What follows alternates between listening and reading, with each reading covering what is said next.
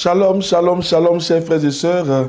Bienvenue à ce rendez-vous de formation, d'enseignement, ce rendez-vous de cheminement de 7 semaines organisé par la communauté catholique Cœur Compassion de Jésus-Christ pour vivre une belle effusion au lendemain de la Pentecôte, le lundi de Pentecôte 2025. Et nous voulons partager le thème « Vivre dans la puissance des dons de l'Esprit ». Prenez place confortablement et puis commencez à partager massivement pour permettre aux uns et aux autres de prendre en cours notre temps de partage afin de bénéficier pendant qu'elle est disponible la grâce que le Seigneur nous fait en ce jour. Merci d'être présent.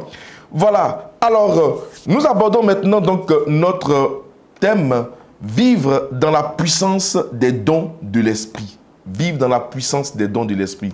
C'est un très beau thème, bien-aimés sœurs, bien-aimés frères. Et nous voulons bénir le nom du Seigneur pour ce thème qu'il nous donne et qui nous permettra de toucher un tant soit peu l'existence et la réalité des dons et des charismes, n'est-ce pas, dans l'Église et dans la vie des chrétiens. De sorte que nous en prenions conscience et que nous puissions les mettre en exergue pour le bien de l'Église, le bien du monde. Dieu, dans son amour infini, équipe ses enfants pour la mission à travers les dons du Saint-Esprit. Ces dons ne sont pas donnés pour l'orgueil. Ce n'est pas pour l'orgueil personnel, mais pour l'édification du corps du Christ et l'évangélisation du monde. Malheureusement, beaucoup de chrétiens ignorent en réalité ces dons ou ne savent pas comment les discerner et les mettre en pratique. Ce partage que nous voulons avoir aujourd'hui, c'est un partage qui nous aidera à mieux comprendre la richesse des dons de l'Esprit, leur importance et la manière de les manifester avec puissance et ordre. Ça, c'est très important de le souligner, avec puissance et ordre. Alors, touchons le premier point que nous voulons aborder avec vous, découvrir les dons du Saint-Esprit et leur importance dans la vie chrétienne. Alors, ce que je vais partager avec vous, c'est vraiment le b.a.-ba. C'est le b.a.-ba dans la vie de l'Esprit, le b.a.-ba dans la marche, dans la connaissance des dons de l'Esprit, pour que quelque chose en nous s'éveille et que nous prenions conscience de l'existence des dons en chacun de nous. C'est très important. Alors, découvrir les dons du Saint-Esprit et leur importance dans notre vie ou dans la vie chrétienne. Commençons d'abord par définir le don spirituel. Qu'est-ce qu'un don spirituel? Un don spirituel est une grâce spéciale donnée par Dieu à chaque croyant, à chaque chrétien pour le bien de l'Église et du monde. Ces dons sont une manifestation du Saint-Esprit en nous et révèle la sagesse, la puissance, la sagacité, l'amour de Dieu. Si nous comprenons ce que c'est que le don spirituel, alors il est important pour nous d'aborder en deuxième point les différents dons du Saint-Esprit. Les différents dons du Saint-Esprit. Alors, les Écritures nous donnent plusieurs listes des dons spirituels. Et parmi eux, il y a, premièrement, les 9 dons spirituels que nous pouvons voir en 1 Corinthiens, le chapitre 12, verset 1 Corinthiens chapitre 12, les versets 4 à 11. Je veux bien lire cela. 1 Corinthiens 12, versets 4 à 11. Permettez-moi de lire ce passage-là.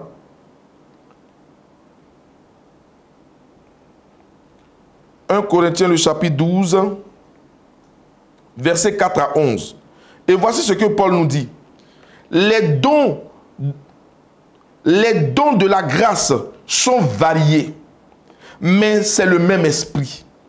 Les services sont variés, mais c'est le même Seigneur. Les activités sont variées, c'est le même Dieu qui agit en tout et en tous. Le verset 7.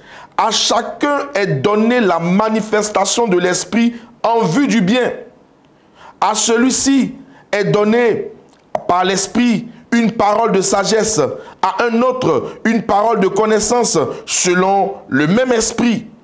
Le verset 9. Un autre reçoit dans le même esprit un don de foi, un autre encore dans l'unique esprit des dons de guérison. À un autre est donné d'opérer des miracles, à un autre de prophétiser, à un autre de discerner les inspirations, à l'un de parler diverses langues mystérieuses, à l'autre de les interpréter. Le verset 11. Mais celui qui agit en tout cela, c'est l'unique et même esprit. Il distribue ses dons comme il veut à chacun en particulier. Parole du Seigneur. Voilà 1 Corinthiens le chapitre 12 verset 4 à 11 nous révèle ici, n'est-ce pas, des dons. Paul va citer ici 9 dons spirituels. Frères et sœurs, 9 dons spirituels. Et ces dons, en réalité, sont des manifestations puissantes de l'Esprit pour édifier l'Église. C'est cela, c'est le but. Des manifestations puissantes de l'Esprit pour édifier l'Église. Alors, ces 9 dons sont répartis en 3 catégories. Vous avez les dons de révélation pour comprendre la pensée de Dieu. Et ces dons de révélation, Paul parle de paroles de sagesse, de paroles de connaissance, de discernement des esprits. Ce sont des dons de révélation. Il y a les dons de puissance pour agir avec force. Ici, Paul fait mention de foi, le don de foi, les dons de guérison, les dons de miracle. Et enfin, il y a cette 3e catégorie de dons, les dons d'inspiration pour communiquer donc la volonté de Dieu. Ici, Paul va faire mention des dons de prophétie, de parler en langue et les dons d'interprétation des langues. Bien-aimés, la liste n'est pas exhaustive, puisque en Romains le chapitre 12, les versets 6 à 8, Paul va faire mention d'une autre catégorie de dons, les dons de service. Et je voudrais qu'on partage également ce beau texte-là. Romains le chapitre 12, les versets 6 à 8. Romains 12, versets 6 à 8. Nous lisons. Romains 12, versets 6 à 8. Et selon la grâce que Dieu nous a accordée, nous avons reçu des dons qui sont différents. Et si c'est le don de prophétie, que ce soit en proportion du message confié. Si c'est le don de service, que l'on serve si l'on est fait pour enseigner, que l'on enseigne. Pour réconforter, que l'on réconforte. Celui qui donne, qu'il soit généreux. Celui qui dirige, qu'il soit empressé. Celui qui pratique la miséricorde, qu'il ait le sourire. Romains 12, les versets 6 à 8. Ce sont des dons que Paul va donc énumérer. Bien sûr, ces dons ne sont pas exhaustifs. Paul a fait mention de quelques dons. Oui, mais ce sont des dons de service. Ces dons sont des capacités particulières données pour le bon fonctionnement de l'Église. Des capacités particulières données pour le bon fonctionnement de l'Église. Oui, ces dons de service. Et donc, au nom de ces dons de service, vous avez, comme Paul l'a énuméré, les dons de prophétie. Le don de prophétie, transmettre un message inspiré de Dieu. Le don de service, aider et prendre soin des autres. Le don d'enseignement, expliquer et transmettre la parole de Dieu bien sûr. Le don d'exhortation, encourager, fortifier et consoler. Le don de libéralité, celui de donner avec générosité. Le don de direction, il est celui qui permet de gouverner et organiser avec sagesse. Le don de miséricorde, qui est en réalité celui de compatir et d'aider avec amour son prochain. Alors frères et sœurs, voici deux catégories de dons que nous venons de voir. Les dons qui sont pris comme manifestation donc de l'esprit, manifestation puissante de l'esprit, n'est-ce pas, pour le bien de l'Église, et les dons qui sont pris comme des capacités, n'est-ce pas, que le Seigneur donne à chacun de nous pour, bien sûr, le bon fonctionnement de l'Église. Alors, pourquoi donc les dons sont-ils essentiels? Si Paul a pris le soin de les énumérer, si Paul a pris le soin d'en parler, alors on pourrait se poser la question, mais pourquoi sont-ils essentiels? Pour ma part, j'ai relevé trois éléments pour nous éclairer sur l'importance des dons dont parle Paul. Premièrement, pourquoi les dons sont-ils essentiels? Parce qu'ils manifestent la présence et l'action de Dieu. Ils manifestent la présence et l'action de Dieu. Dans la manifestation, le déploiement des dons, on a, n'est-ce pas, je vais dire, le signe que Dieu est présent parmi nous et que Dieu agit au milieu de nous. 1 Corinthiens 12, verset 7, nous le dit si bien. Deuxième élément, justifiant donc l'importance des dons, c'est que les dons permettent d'édifier et d'unir le corps du Christ. Waouh! Les dons permettent d'édifier et d'unir le corps du Christ.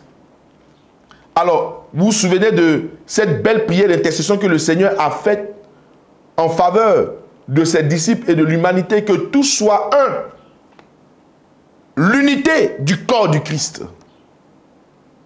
Et les dons viennent comme, n'est-ce pas, des matériaux, des éléments qui vont aider à maintenir uni le corps du Christ. Malheureusement, l'usage des dons dans l'Église, à force de voir des concurrences, l'orgueil se déployer, on a l'impression que les dons sont au contraire là pour diviser, pour détruire. Bien malheureusement. Et pourtant, le rôle primordial, le rôle essentiel des dons, c'est de permettre, n'est-ce pas, d'édifier, de construire, d'unir le corps du Christ. Éphésiens le chapitre 4, le verset 12. Enfin, le troisième élément que je veux souligner concernant l'importance, n'est-ce pas, des dons, les dons sont une âme puissante. Je le répète, une âme puissante pour évangéliser et témoigner du royaume. Marc le chapitre 16, les versets 17 à 18. Et je voudrais lire ce passage. Marc le chapitre 16, versets 17 à 18. C'est la finale de Marc. Verset 17 à 18. Il dit, voici les signes qui accompagneront ceux qui deviendront croyants. En mon nom, ils expulseront les démons. Ils parleront en langue nouvelle. Le verset 18. Ils prendront des serpents dans leurs mains. Et s'ils boivent un poison mortel, il ne leur fera pas de mal. Ils imposeront les mains aux malades et les malades s'en trouveront bien. Parole du Seigneur. Mes amis, les dons sont une puissante âme pour évangéliser et pour témoigner donc du royaume de Dieu. Si nous allons évangéliser là, et qu'il n'y a qu'une démonstration de puissance, on parle de Dieu, il n'y a pas de démonstration de force, de démonstration de puissance. Qui va croire? Jésus lui-même, dans son ministère, a exercé des démonstrations de puissance. Oui. Il a touché des malades. Oui, je le veux. Le purifié a été, le lépreux, pardon, a été purifié. Démonstration de puissance. Il est assis dans une synagogue. Il dit, y a-t-il de plus difficile de dire à quelqu'un, tes péchés te sont pardonnés, ou lève-toi, marche. Lève-toi, marche. Qu'est-ce qu'il y a de plus difficile dans ça là? De dire à quelqu'un, tes péchés te sont pardonnés, ou bien lève-toi et puis marche. Et puis il dit au monsieur là, lève-toi, marche, il s'en va. Et puis le monsieur se lève, il s'en va. Démonstration de force et de puissance. Mes amis, les dons ont leur place dans l'église. les dons ont leur place dans nos vies. Si nous voulons témoigner donc de la présence de Dieu, nous voulons édifier notre église, nous voulons bâtir notre église, nous voulons bâtir et rester unis, le corps du Christ, il nous faut aussi nous appuyer sur les dons. Si nous voulons évangéliser avec puissance, si nous voulons engranger un grand nombre de convertis, il nous faut également évangéliser avec ces dons. Imaginons une armée où chaque soldat combattant reçoit une arme spécifique. Un, il reçoit couteau, l'autre reçoit mitraillette, l'autre reçoit tata. Il reçoit une arme spécifique. Selon sa mission. On dit comme toi, tu es un sniper, toi, voici ton arme, c'est spécifique, il y a des loupes dedans. Toi, tu n'es pas un sniper, toi, tu vas faire du corps à corps. Donc, voici ton arme. On te donne des couteaux, on te donne des sabres et tout ça. Et tout ça. Donc, selon sa mission, on équipe les soldats. Un soldat qui ne sait pas utiliser son arme, il sera inefficace sur le terrain. Un soldat qui est ignorant de l'arme qu'il possède, il sera inopérant sur le terrain. Et c'est ce que nous constatons pour beaucoup de chrétiens. Vous les voyez, ils sont équipés. Dieu leur a donné des dons. Ils ont des charismes pas possibles. Mais, ça dit, avec ces dons, ces charismes, ils sont capables de le confondre, même le païen même qui veut humilier le Christ. Ils sont capables de les confondre. Dieu n'attend qu'une forme d'audace. Il n'attend que vous preniez conscience des dons que vous avez pour laisser uni le corps du Christ. Mais bon, nous n'avons pas de dons. Nous n'avons pas de dons. Et comme ils sont ignorants de leurs dons et des caractères qu'ils ont, tout ce qu'ils savent faire, c'est de dénigrer ceux qui manifestent les dons. C'est de les critiquer. C'est de les jeter à la vindicte populaire. Et ça, ce n'est pas bien du tout. C'est détruire le corps du Christ. Un soldat qui ne sait pas utiliser son âme, disais-je tantôt, sera inefficace sur le terrain. De même, un chrétien qui ignore ses dons, un chrétien qui ignore ses capacités, un chrétien qui ignore la grâce que le Seigneur a déposée en lui, ne pourra pas impacter son monde. Il ne pourra pas impacter efficacement son environnement. C'est pourquoi il nous faut nécessairement prendre conscience de la réalité des dons, les discerner dans nos vies et les pratiquer. Abordons le deuxième point de notre partage. Discerner les dons que Dieu nous a confiés et les mettre au service de l'Église et du monde. Comment, voici la question qu'on pourrait se poser, hein, comment discerner ces dons? Oui, à entendre le deuxième point que nous abordons, discerner les dons que le Seigneur nous a confiés, on pourrait se poser la question, mais comment discerner les dons? Alors je voudrais te donner quelques orientations pour discerner les dons. Pour discerner les dons, il faut commencer d'abord par la prière. La prière et la méditation. C'est dans la prière et la méditation qu'on peut commencer à découvrir les dons que le Seigneur nous a confiés. Demandez au Seigneur de révéler les dons qu'il nous a confiés. Jacques, le chapitre 1, le verset 5. Il faut demander au Seigneur. Il faut entrer dans la présence de Dieu.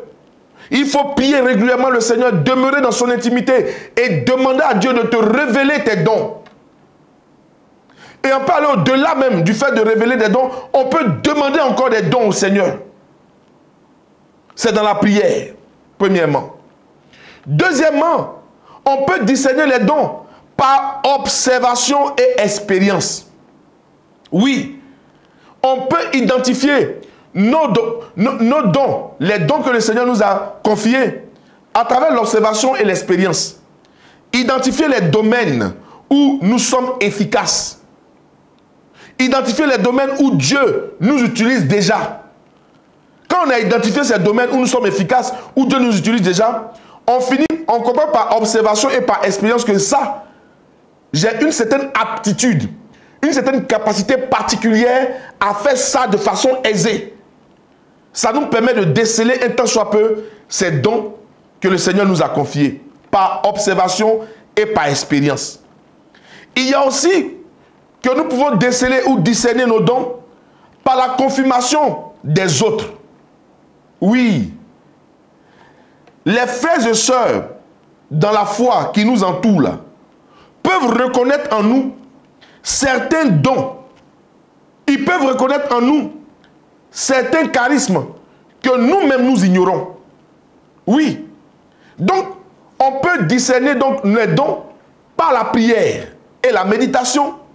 On peut discerner les dons que le Seigneur nous a confiés par l'observation et l'expérience. On peut discerner aussi les dons que le Seigneur nous a confiés par la confirmation des autres. Et enfin, on peut discerner les dons que le Seigneur nous a confiés par l'accompagnement spirituel. Car en réalité, un guide ou un père spirituel peut nous aider à discerner et à développer nos dons. Voilà donc les 4 moyens que je propose.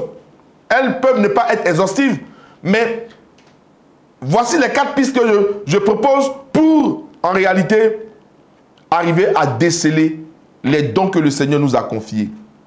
Et quand il nous a confié les dons, comment donc les utiliser? Comment utiliser les dons de Dieu, les dons de l'Esprit? Nous devons donc utiliser les dons que le Seigneur nous a confiés avec amour et humilité. C'est avec amour et humilité. La manifestation des dons que le Seigneur nous confie va se déployer à partir de l'amour et de l'humilité. Si nous manquons ça, on sera peut-être en train de manifester des dons qui apparemment viennent du Seigneur. Mais vous verrez que les fruits, les retombées de cette manifestation seront négatifs. Oui. Et donc, les dons ne sont pas une marque de supériorité. Mais les dons sont une marque de service. C'est pour servir. 1 Corinthiens 13, versets 1 à 3.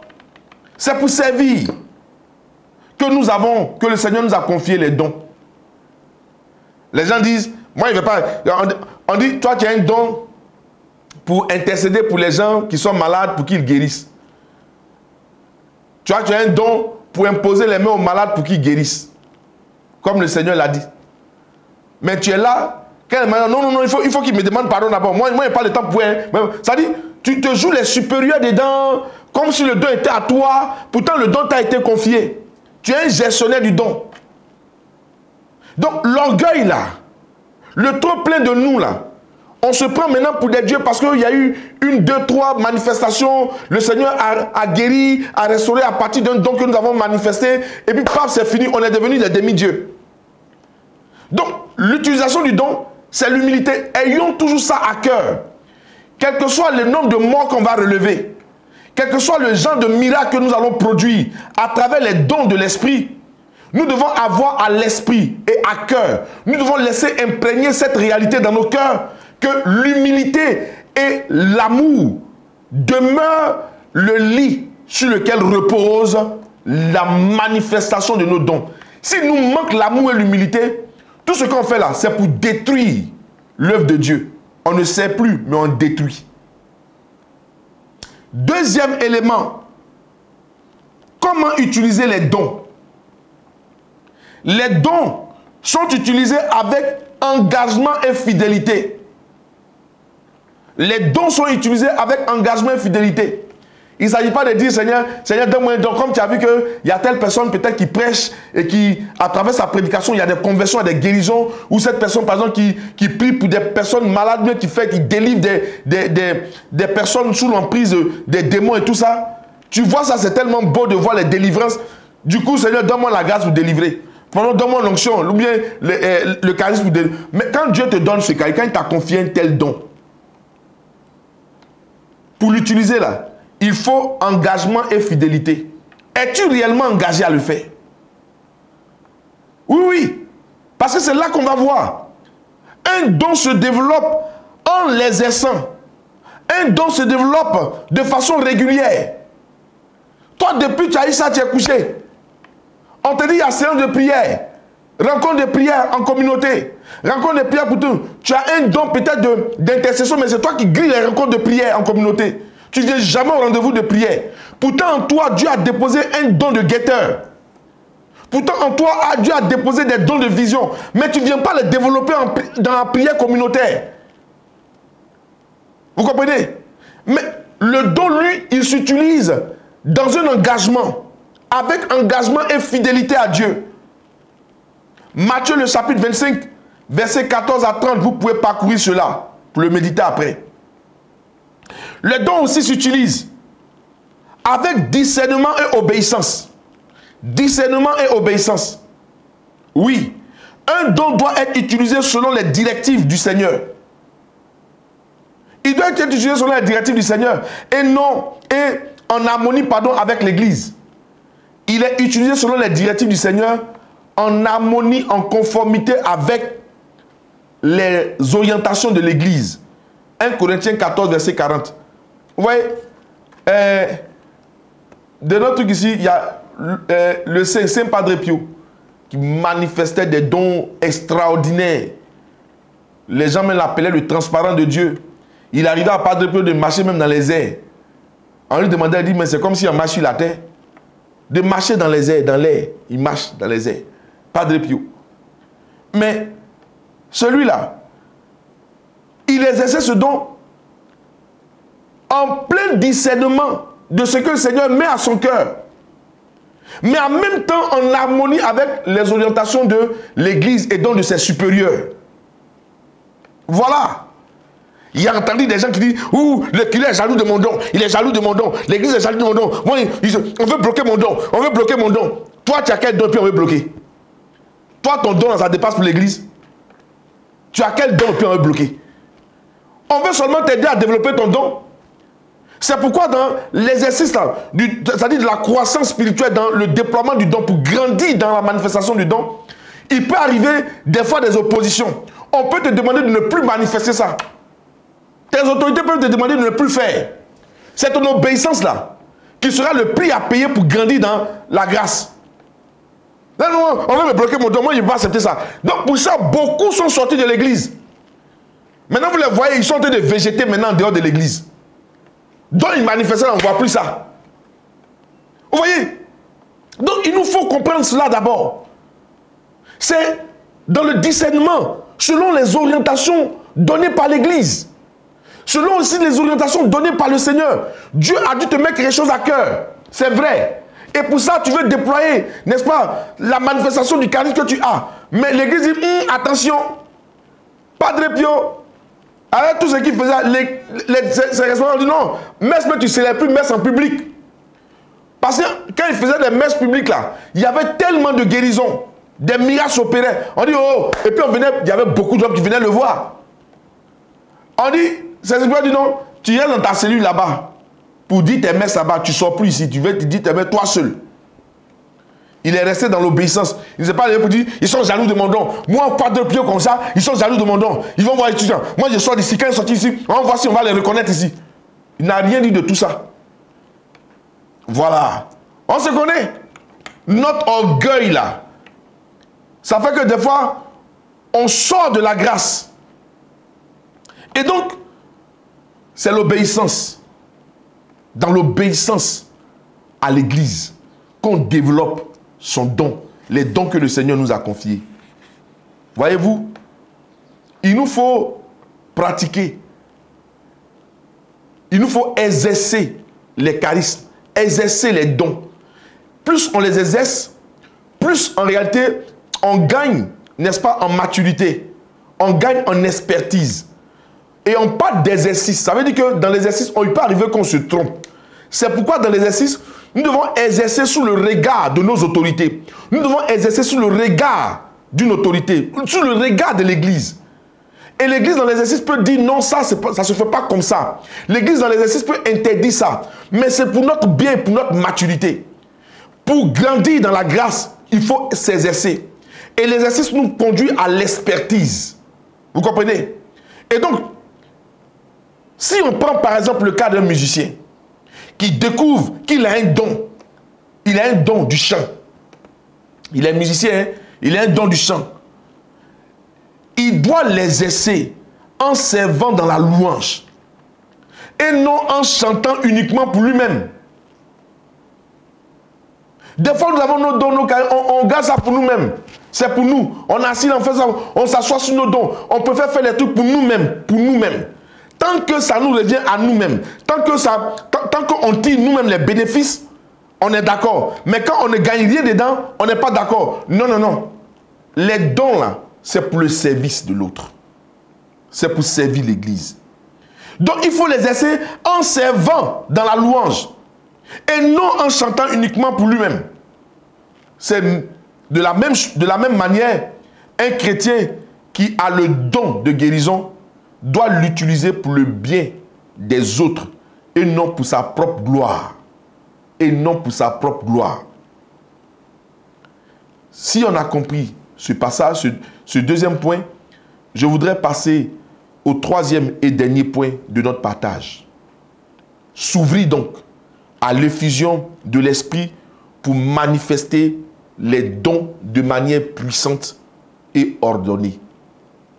Donc, si nous avons discerné nos dons et nous avons vu comment les utiliser, il nous faut maintenant nous ouvrir à l'effusion de l'Esprit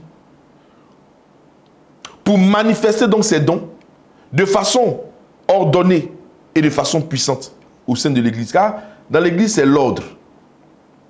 Alors, pour mieux comprendre notre axe ici, il est bon de définir donc l'effusion. C'est quoi l'effusion de l'Esprit? L'effusion de l'Esprit est une expérience de renouvellement où le chrétien reçoit une grâce spéciale pour vivre pleinement dans la puissance du Saint-Esprit. Nous pouvons le voir en Actes le chapitre 2, les versets 1 à 4, où les disciples ont été investis par l'Esprit. Ils ont reçu l'Esprit pleinement pour servir Dieu. Comment donc recevoir cette effusion? Comment recevoir cette effusion? Premièrement, il faut désirer ardemment la présence du Saint-Esprit. Luc, le chapitre 11, verset 13. Il faut désirer ardemment la présence du Saint-Esprit.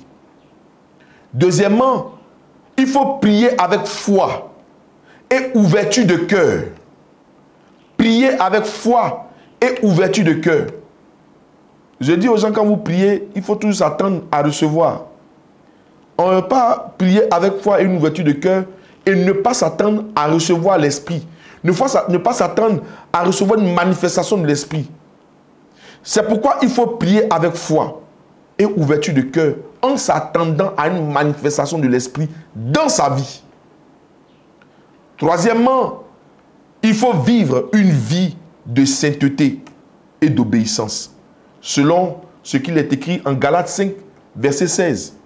Si nous marchons selon l'Esprit, nous devons comprendre que l'Esprit et les œuvres de la chair sont opposés, diamétralement opposés.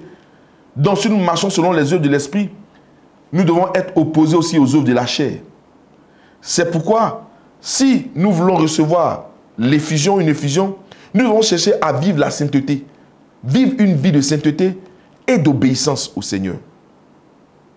Et enfin, quatrièmement, il faut recevoir donc l'effusion à partir donc de l'imposition des mains et la prière de l'Église.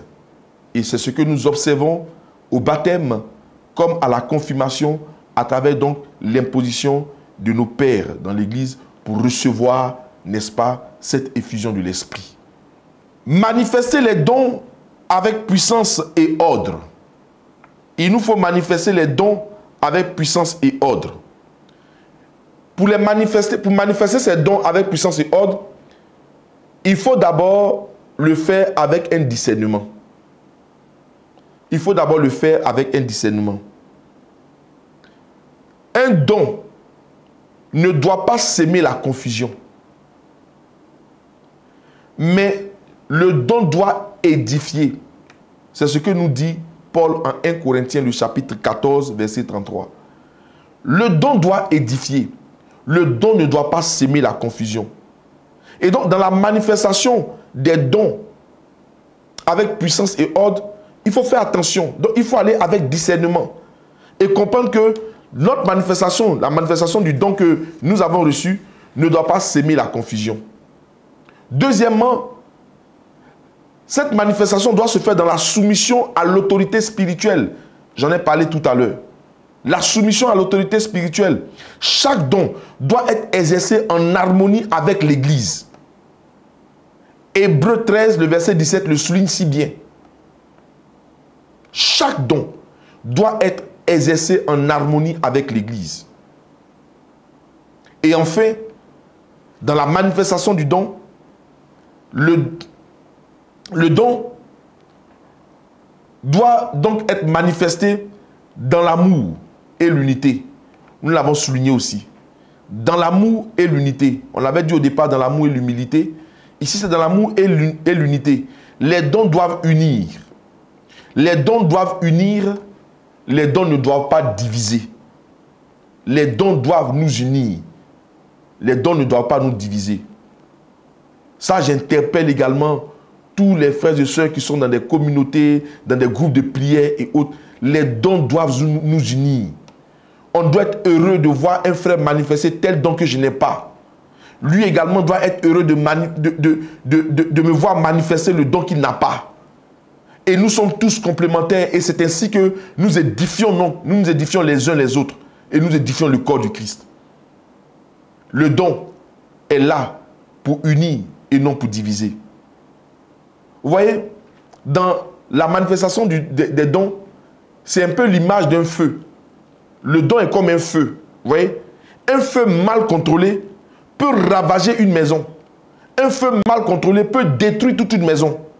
Tandis qu'un feu bien entretenu éclaire, réchauffe, fait du bien aux membres de la maison. Vous voyez? Donc, tout dépend de l'utilisation dont on fait du feu. Si vous l'utilisez mal, frères et sœurs, le feu va vous dévorer, il va vous détruire. Mais si vous l'utilisez bien, alors le feu sera là pour votre bien. Il en est de même dans notre marche avec le Seigneur concernant les dons de l'esprit. En fait, les dons de l'esprit doivent être utilisés avec sagesse et avec humilité. Sagesse et humilité. Tant que ces dons sont utilisés avec sagesse et humilité, ces dons contribueront donc à faire du bien à l'Église. Contribueront à faire du bien à notre être. Mais si nous utilisons mal ces dons, avec orgueil, avec méchanceté, nous serons en train de détruire tout autour de nous et même notre Église. Terminons maintenant, frères et sœurs. Dieu nous a appelés à vivre dans la puissance de l'Esprit en utilisant des dons qu'il nous a donnés pour sa gloire. Il est temps de découvrir ces dons. Il est temps pour toi de découvrir ces dons. Il est temps pour toi de les mettre en pratique. Il est temps pour toi de te demander ou de demander une nouvelle effusion du Saint-Esprit. Il est temps, frères et sœurs, de demander une nouvelle effusion du Saint-Esprit pour sa manifestation puissante dans notre vie et dans l'Église. Oui, mes frères et sœurs, plus que jamais, le monde entier a besoin d'une nouvelle effusion. L'humanité tout entière a besoin d'une nouvelle effusion. Nos familles ont besoin d'une nouvelle effusion. Effusée par l'Esprit pour manifester sa puissance dans notre vie, dans nos familles, dans notre humanité et dans l'Église. Mes amis, prenons le temps de prier pour recevoir un renouvellement spirituel et demandons au Seigneur de nous relever de nos peurs, de nous relever de notre tiédeur. Demandons au Seigneur ensuite de nous révéler et de nous fortifier dans les dons qu'il nous a confiés. Qu'il nous révèle ces dons et qu'il nous fortifie dans ces dons qu'il nous a confiés. Voici la prière que nous devons faire au Seigneur en ces temps où nous acheminons vers la Pentecôte. Prions sérieusement et demandons au Seigneur cette grâce d'être effusé, de discerner les dons que nous avons reçus et de les pratiquer sérieusement pour porter des fruits et des fruits qui demeurent. Frères et sœurs, si tu m'as entendu et si tu veux bien vivre cette expérience particulière de l'effusion et manifester à ton tour aussi les dons de l'Esprit pour servir Dieu et servir l'Église, je t'invite à prier avec moi. Prions ensemble. Seigneur, nous te rendons grâce pour les dons de ton Esprit. Ouvre nos cœurs à une nouvelle effusion de ta grâce, afin que nous puissions servir avec amour, puissance et humilité. Donne-nous le discernement nécessaire pour utiliser ces dons selon ta volonté, pour l'édification de ton Église et le salut du monde. Amen. Voilà, bien-aimés frères et sœurs, nous étions donc à ce partage du cheminement des 7 semaines. Nous voulons bénir le nom du Seigneur pour tous ceux qui ont pris l'engagement de suivre ces enseignements et de participer à ce cheminement, ce processus pour atteindre, n'est-ce pas, l'étape finale qui sera donc, qui aura lieu le lundi de Pentecôte. Au cours d'une effusion, nous laisserons le Seigneur nous faire du bien à nos familles, faire du bien à nos communautés, faire du bien à notre nation. Le temps m'est donné donc de vous inviter à vous préparer donc à vivre cette effusion le lundi de Pentecôte à la paroisse Saint-Michel d'Adjamé. D'ici là, portez-vous bien, que le Seigneur vous bénisse et nous donnons rendez-vous la semaine prochaine. Bye bye.